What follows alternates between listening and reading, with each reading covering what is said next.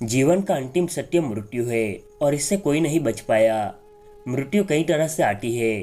कोई व्यक्ति आनंद से मृत्यु पाता है तो वहीं कोई अत्यंत दुखी होकर इस लोक से विदा लेता है। लेकिन सबसे भयानक मृत्यु अकाल मृत्यु होती है।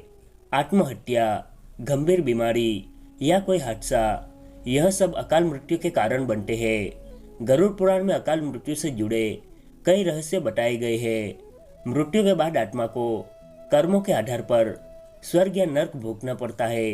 अकाल मृत्यु के बाद व्यक्ति की आत्मा के साथ क्या होता है, इसका उल्लेख गरुड़ पुराण में विस्तार से बताया गया है। अकाल मृत्यु किसे कहते हैं? गरुड़ पुराण के अनुसार भूख से पीड़ित होकर मरना, हत्या के द्वारा मौत, फांसी वाली मृत्यु, विष खाने से, आग में जलने से, जल में डूबने से, सांप के काटने से, दुर्घटना और आत्महत्या आदि अकाल मृत्यु कही जाती है। इनमें आत्महत्या को महापाप बताया गया है।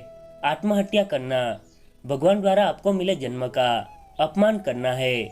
गरुड़ पुराण में बताया गया है कि पाप करना, दुराचार, स्त्रियों का शोषण, झूठ बोलना और भ्रष्टाचार आदि अकाल मृत्यु के कारण माने जाते हैं। बहुत अधिक पाप करने पर व्यक्ति अकाल मृत्यु को प्राप्त होता है।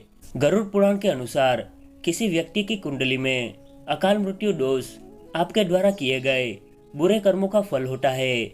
इसके साथ मनुष्य द्वारा पूर्व जन्म में किए गए पाप भी उसके वर्तमान जन्मों को प्रभावित करता है।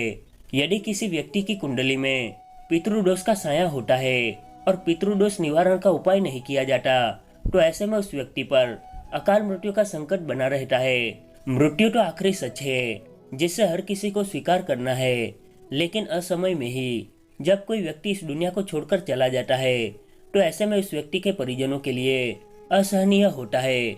अकाल मृत्यु सिर्फ मरने वाले के परिजनों के लिए दुखदायी नहीं होता, बल्कि मृतक की आत्मा के लिए भी ये बेहद कष्टकारी होता है। क्योंकि जब कोई व्यक्ति असमय में ही इस दुनिया से चला जाता है तो इसकी कई इच्छाएं अधूरी रह जाती है।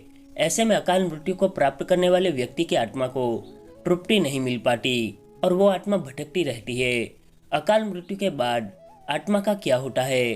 अकाल मृत्यु के बाद आत्मा का क्या होता है, इस विषय में गरुड़ पुराण में कई बातें मिलती है। अकाल मृत्यु के बाद जीवात्मा की आयु पूरी नहीं होती, इसीलिए वह भटकती रहती है जब तक कि उसका जीवन चक्र पूरा नहीं हो जाता। अगर पुरुष की अकाल मृत्यु होती है तो वह भूत, प्रेत, पिशाच, बेताल या क्षेत्रपाल योनि में भटकती रहती है। वहीं अगर कोई स्त्री की अकाल मृत्यु होती है तो वह अलग अलग योनि में भटकती रहती है। अगर कोई नवयुवती स्त्री या प्रसूता की अकाल मृत्यु होती है तो वह चुड़ैल बन जाती है। वहीं कुंवारी कन्या की अकाल मृत्यु होने पर वह देव योनि में भटकती रहती है।